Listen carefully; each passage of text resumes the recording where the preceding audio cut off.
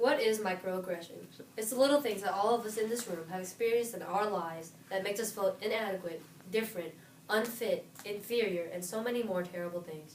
It's the, are you legal? The, so you're Chinese, right? Or do you speak English? Or why do you talk like a white girl? The, you punch like a girl.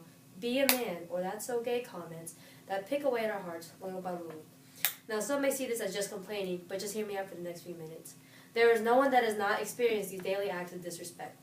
Every race, gender, orientation, economic group, so on, has felt slighted by the little things that we say to each other.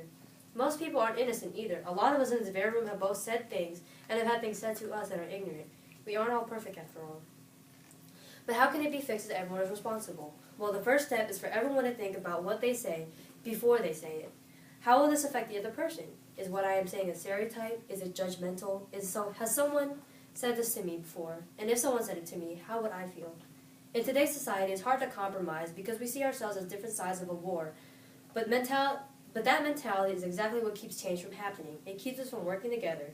In truth, there's only one label that really matters, and that's human. We're all on the same team, so we need to compromise.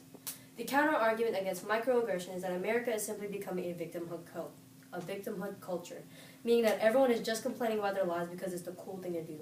The only reason that it's starting now is because we're only halfway there. We've already had the civil rights movement, so now we can move on towards more progress. We aren't done making equality. We're just taking the next step. If anything, microaggressions are proof that the job isn't done yet. It's quite possible that some people in this room think that as well, but I want to ask them, haven't you ever felt this way? Haven't you ever felt like someone said something to you that ever made you feel like you weren't welcome, that you weren't good enough, that you didn't belong? We all have, trust me, but we've all done it as well.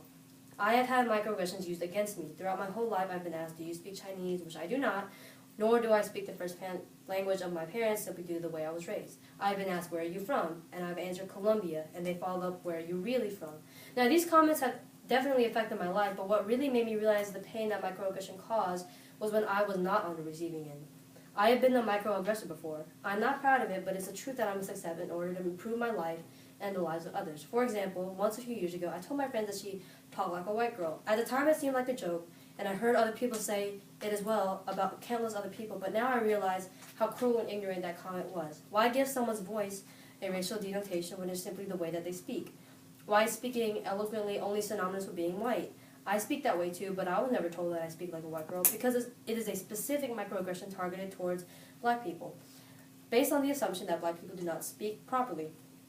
But how are we to judge what speaking properly means? Even if someone does not talk like a white girl, how does that make them unintelligent? It's simply the way we talk, just like how countless other accents exist within the U.S.